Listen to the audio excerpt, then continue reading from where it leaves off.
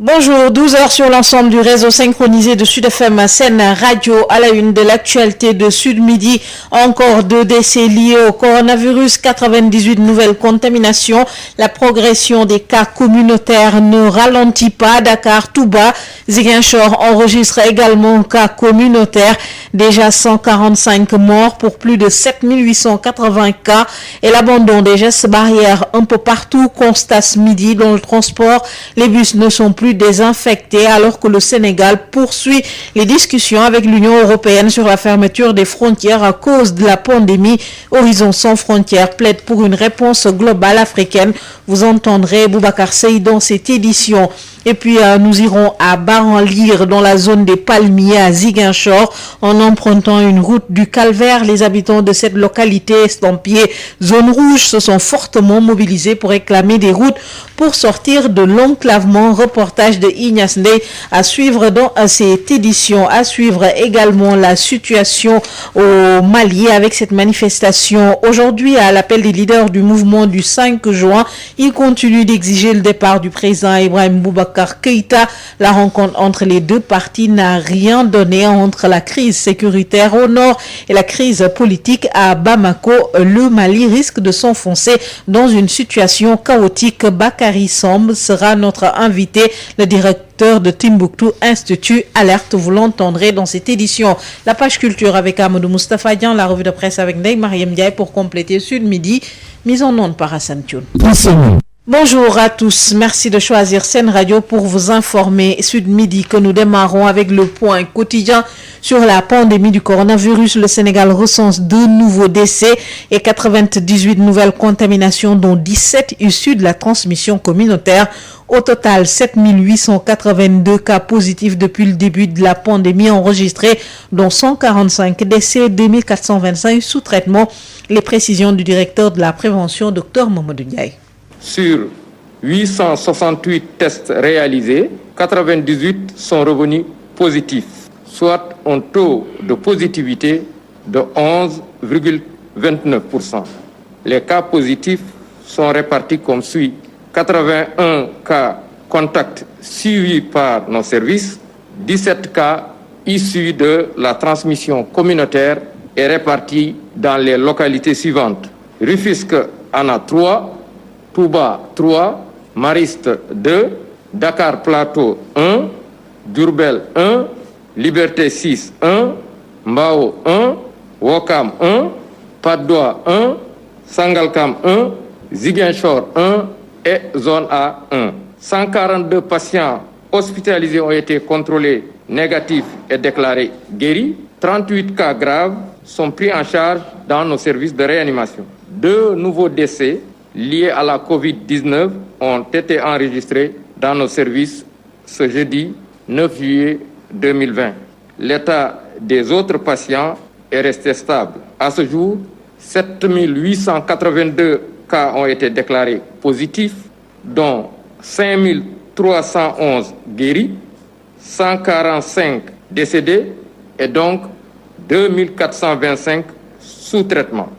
Vous venez de suivre les précisions du docteur Mamadou Ndiaye concernant la pandémie du coronavirus qui progresse. Le Sénégal a recensé aujourd'hui 2 nouveaux décès liés à la COVID-19 et 98 nouvelles contaminations, dont 17 issues de la transmission communautaire. Au total, depuis le début de la pandémie, le pays a recensé 7882 cas positifs, dont 145 décès. C'est dans ce contexte que l'on constate le non-respect des mesures barrières, notamment dans les transports en commun.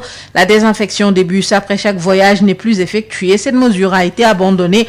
Les usagers soucieux de se protéger dans les bus utilisent les autres consignes sanitaires. Un reportage d'Adi Fatou Barry. Une ambiance bien calme règne au terminus des bus Tata des lignes 36, 45 et 49 pendant qu'un mécanicien s'affaire à effectuer des réparations sur un bus qui est aux arrêts pour des problèmes techniques. Un groupe de chauffeurs, contrôleurs et receveurs bavardent tranquillement dans leur grande place habituelle.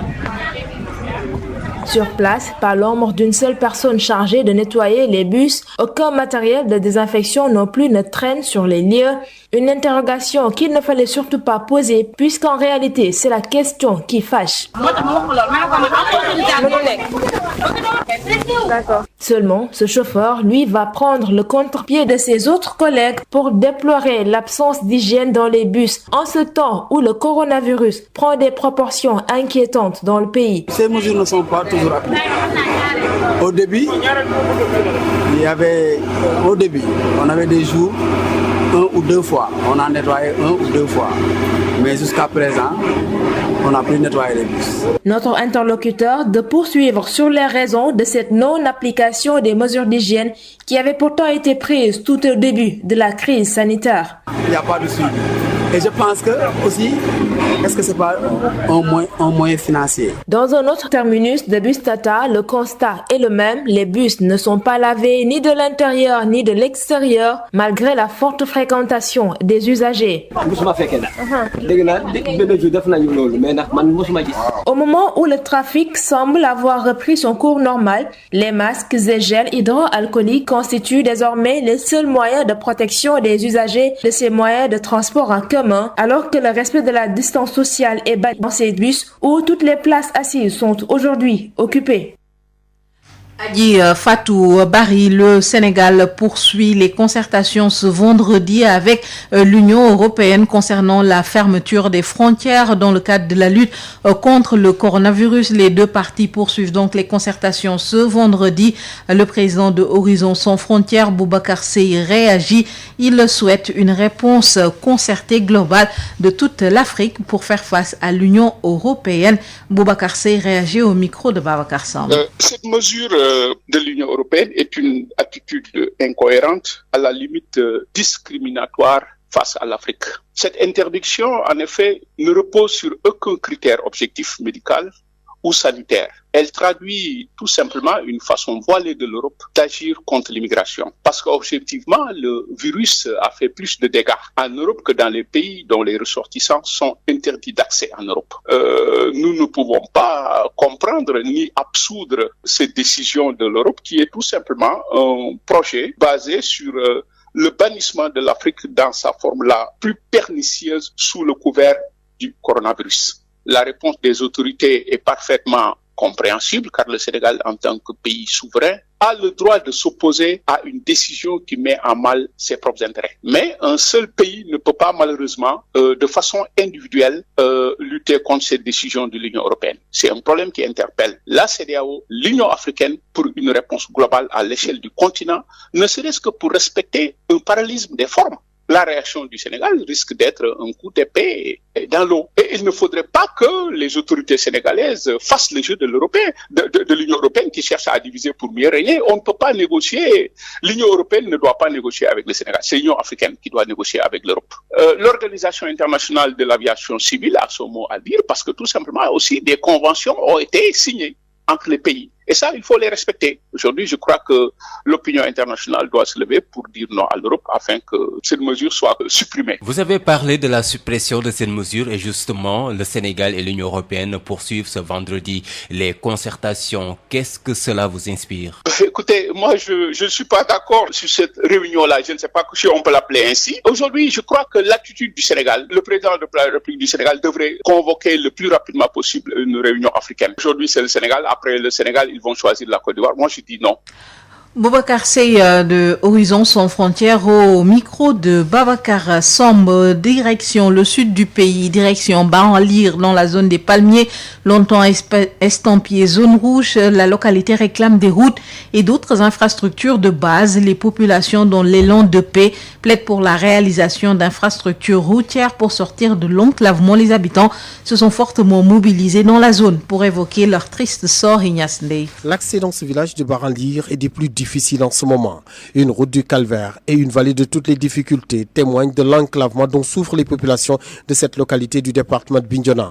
Mobilisées pourtant, les populations de Baranlir ont estimé se prendre en charge par des cotisations, des contributions pour refaire cette route, réinstaller des pontons sur la vallée.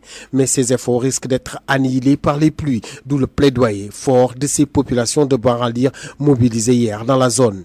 Sidati Sonko, le secrétaire général du congrès de Baranlir. On veut vraiment le prolongement parce que vous voyez, entre le village de Djounoung et le village de Baranlir, il y a à peu près 495 mètres qui restent pour être reliés à partir de là où nous avons commencé. Et là où c'est arrêté notre travail, il reste encore 570 mètres vers le village. Et c'est cette partie-là que nous voulons vraiment qu'Ageroute nous aide à avoir vraiment cette réalisation pour permettre vraiment aux véhicules ou bien aux passagers d'évacuation. Une descente sur le terrain, le directeur régional de l'Ageroute Zone Sud, accompagné des facilitateurs comme Noah Sissé, des autorités et autres notables de la zone.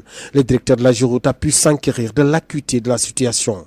Moustapha Fall affiche d'ailleurs les bonnes dispositions de l'Ageroute. De façon très pratique, ce qui a été retenu, c'est déjà de sécuriser ce qui a été fait par les jeunes, qui est à peu près sur un linéaire, 1 kilomètre de rechargement et à la phase réalisation. Rappelez, l'une des caractéristiques de Baranlir dans la zone des palmiers, c'est qu'elle a été longtemps estampillée zone rouge, ce qui fait que les projets, programmes, l'État, tout le monde était réticent ou hésitant à y intervenir. Aujourd'hui, les populations de Baranlir, dans un élan de paix, ne réclament qu'une chose, d'être accompagnées par des infrastructures. Ziguinchor, Ignace Dey, Sud FM. Ignace Dey, direction cette fois-ci le Mali pour parler de la manifestation prévue ce vendredi. Manifestation à l'appel des leaders du mouvement du 5 juin. Ils continuent d'exiger le départ du président Ibrahim Boubacar Keïta. La rencontre entre les deux partis n'a rien donné. Ibeka reste au pouvoir. L'opposition dénonce une crise qui va perdurer si rien n'est fait. Alerte le directeur de Timbuktu Institute, Bakary Samb, joint par Mamdiara da Silva. Je crois que la crise s'aggrave parce qu'il y a une semaine, on en était à deux solutions. Soit la démission du président lui-même, soit un gouvernement de transition qui serait nommé par les manifestants et par le groupe, le fameux M5 FP. Donc je crois qu'aujourd'hui, il y a eu un tournant depuis le dernier discours d'Ibrahim Boubacar Keïta qui, selon les manifestants, n'a pas donné beaucoup d'espoir à un changement réel au Mali. La crise risque de perdurer. Il y a un statu quo, certes, aujourd'hui, où Ibrahim Boubacar Keïta n'a pas intérêt à ce que ça tourne à la violence, mais Bidiko non plus ne peut pas être taxé d'islamiste violent, d'où toute sa réticence à tomber dans la violence. Mais à un moment, je pense que le mouvement risque d'être incontrôlable tel qu'on le craint aujourd'hui dans la manifestation de cet après-midi. Tel que je vois la situation, la confrontation, elle est inéluctable. Soit la confrontation se fait sur le champ politique avec des négociations, des tractations en partant du rapport de force, ou bien malheureusement par la violence. Et Diko n'est pas pour cette option-là parce que s'il y a violence et chaos, les militaires risqueraient de prendre le pouvoir et le Mali va retourner dans la situation de 2011 où il cumulait une crise sécuritaire au nord, une crise politique à Bamako. Je crois que le Mali est vraiment loin de sortir de cette crise qui, à mon avis, est en train d'enfoncer le pays vers des lendemains incertains. Analyse de Bakary Samb à suivre plus largement. Tout à l'heure, il sera notre invité. Sud International. L'actualité internationale, le point sur le coronavirus avec la situation en Italie. Le chef du gouvernement, Giuseppe Conte, a jugé possible aujourd'hui que l'état d'urgence proclamé en raison de la pandémie de Covid-19 et qui doit expirer ce 31 juillet soit prolongé afin de faciliter le contrôle du virus. L'Iran a appelé aujourd'hui sa population à redoubler de vigilance face au nouveau coronavirus et à éviter tout voyage dans des régions touristiques du pays, annonçant cependant une nette baisse des décès liés au virus après un record hier, nouveau record de contamination en Israël. Israël qui a enregistré un record d'infection au nouveau coronavirus avec 1464 nouveaux cas dénombrés lors des dernières 24 heures selon le ministre de la Santé qui a donné les derniers chiffres ce matin. Israël qui a enregistré 35 533 cas sur son sol depuis le début de la pandémie. Le chef de l'État français a dit au Premier ministre israélien Benjamin Netanyahou hier que donc tout projet d'annexion de territoire palestinien était contraire au droit international et à l'établissement d'une paix durable entre Israéliens et Palestiniens. Emmanuel Macron a demandé au Premier ministre israélien de renoncer à tout projet d'annexion de territoire palestinien car une telle entreprise nuirait à la paix et selon le président français, selon un communiqué rapporté par un communiqué de l'Élysée publié ce vendredi 10 juillet. Retenez que le chef de l'État français a rappelé l'engagement de la France pour la paix au Proche-Orient et a demandé au Premier ministre de s'abstenir de prendre toute mesure d'annexion de territoire palestinien. Et puis un mot en sport avant d'accueillir notre invité. Ligue des Champions, les Parisiens rencontrent un adversaire abordable en quart de finale dans un match sec sans aller-retour à Lisbonne entre le 12 et le 15 août. Retenez que le PSG hérite des Italiens de l'Atlanta à Bergame en quart de finale. Lyon, de son côté, pourrait être opposé au vainqueur de Manchester City, Real Madrid. Sud Midi, l'invité. Notre invité répond aux questions de Mame Diarra Da Silva. Bakary Samb, directeur de Timbuktu Institute. Alors, Monsieur Samb Bakary, au Mali, les leaders de la contestation qui ont présenté au chef de l'État leurs revendications, dont la principale reste son départ du gouvernement, annoncent une nouvelle manifestation ce vendredi. Est-ce que cette crise qui sévit au Mali risque de perdurer à ce rythme? Je crois que la crise s'aggrave parce qu'il y a une semaine, on en était à deux solutions, soit la démission du président lui-même, soit un gouvernement de transition qui serait nommé par les manifestants et par le groupe, le fameux M5 FP. Donc je crois qu'aujourd'hui il y a eu un tournant depuis le dernier discours d'Ibrahim Boubacar Keïta qui, selon les manifestants, n'a pas donné beaucoup d'espoir à un changement réel au Mali. La crise risque de perdurer. Il y a un statu quo certes aujourd'hui où Ibrahim Boubacar Keïta n'a pas intérêt à ce que ça tourne à la violence, mais Diko non plus ne peut pas être taxé d'islamiste violent, d'où toute sa réticence à tomber dans la violence. Mais à un moment, je pense que le mouvement risque d'être incontrôlable tel qu'on le craint aujourd'hui dans la manifestation de cet après-midi. Et c'est dans ce contexte que le chef de l'État malien propose de réformer la Cour constitutionnelle, cour qui a été très critiquée par une partie des Maliens depuis l'annonce des législatives. Est-ce une décision opportune? Oui, cette décision, il faut la comprendre dans le contexte actuel.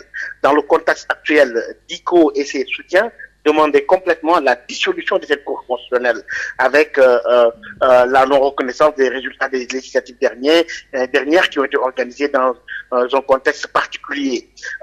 Et vous savez, aujourd'hui, la surenchère commence à s'observer aussi bien dans le rang des manifestants autour du professeur Diko, de l'imam Diko plutôt, mais aussi du camp d'Ibrahim Boubacar Keïta, soutenu par quelques chefs religieux aussi, dont Ousmane Madani Aïdara. Donc la société malienne est complètement divisée aujourd'hui et que chacun tire la ficelle de son côté. Diko essaie de manœuvrer afin de s'appuyer sur une société civile, mais aussi de surfer sur toutes les frustrations maliennes, mais aussi de l'autre côté, le pouvoir pense toujours qu'il est capable de renverser la situation, ce dont je doute beaucoup aujourd'hui. Alors face à cette situation au Mali, l'attitude de la communauté internationale inquiète quand même certains observateurs. Est-ce votre cas? C'est une attitude de prudence. Parce que, vous savez, les puissances occidentales comme la France ne veulent plus se mêler de soutien de pouvoir en difficulté en craignant que si ce pouvoir-là arrivait à être renversé, que cela se retourne contre les pays souteneurs. Aujourd'hui, les timides réactions qu'on voit du côté de la France, c'est une simple déclaration du porte-parole du Quai d'Orsay qui appelle IBK à plus de raisons, à négocier, etc. De l'autre côté, on voit que la communauté internationale, la présence de la MINUSMA qui n'arrive pas à régler la question sécuritaire, mais aussi les autres pays sont très très prudents aujourd'hui, bien que aujourd'hui qu'il y ait des manœuvres certaines pour que Diko n'arrive pas à réussir ces manifestations-là et à renverser le pouvoir, c'est que serait un précédent dangereux dans la région au regard de la situation sécuritaire et politique dans une ambiance de sentiments anti-français avec des déboulonnages de statuts, etc. Je crois qu'un pays comme la France aujourd'hui, qui est l'un des partenaires privilégiés du Mali, est dans une prudence extrême. Qu'est-ce qu'il faut faire alors pour sortir le Mali de cette crise? Je crois que, tel que je vois la situation, la confrontation, elle est inéluctable. Soit la confrontation se fait sur le champ politique avec des négociations, des tractations en partant du rapport de force, ou bien malheureusement par la violence. Et DICO n'est pas pour cette option-là, parce que s'il y a violence et chaos, les militaires risqueraient de prendre le pouvoir, et le Mali va retourner dans la situation de 2011, où il cumulait une crise sécuritaire au nord, une crise politique à Bamako. Je crois que le Mali est vraiment loin de sortir de cette crise qui, à mon avis, est en train d'enfoncer le pays vers des lendemains incertains. Bakary Samb, je vous remercie. Je rappelle que vous êtes le directeur de Timbuktu Institute. Bakary Samb qui répondait aux questions de Mame Diarra Da Silva. Fin de cette édition. Je vous rappelle les principaux titres développés pour un quotidien du coronavirus. Le Sénégal enregistre 2 nouveaux décès, 98 nouvelles contaminations. La progression des cas communautaires ne ralentit pas. Dakar, Touba, Ziguinchor enregistre également cas communautaires. Déjà 145 morts depuis le début de la pandémie pour plus de 7880 cas. Et on constate un peu partout l'abandon des gestes barrières. C'est le cas dans le transport en commun. Les bus ne sont plus désinfectés alors que le Sénégal poursuit les discussions avec l'Union européenne sur la fermeture des frontières à cause de la pandémie. Horizon sans frontières plaide pour une réponse globale africaine. Nous sommes allés à Banralir, dans la zone des Palmiers à Ziguinchor, en empruntant une route du Calvaire. Les habitants de cette localité estampillée zone rouge réclament des routes pour sortir de l'enclavement. La situation au Mali inquiète avec la manifestation convoquée ce vendredi par les leaders du mouvement du 5 juin. Ils continuent d'exiger le départ du président Ibrahim Boubacar Keïta. Une crise qui risque de perdurer si rien n'est fait. Alerte du directeur de Timbuktu Institute, Bakary Samb, était l'invité de ce 12h. Mise en onde par Hassan Thioune. Merci de l'avoir suivi. Retrouvé à 13h. El Hadj Maodo Faye pour le journal en Wolof.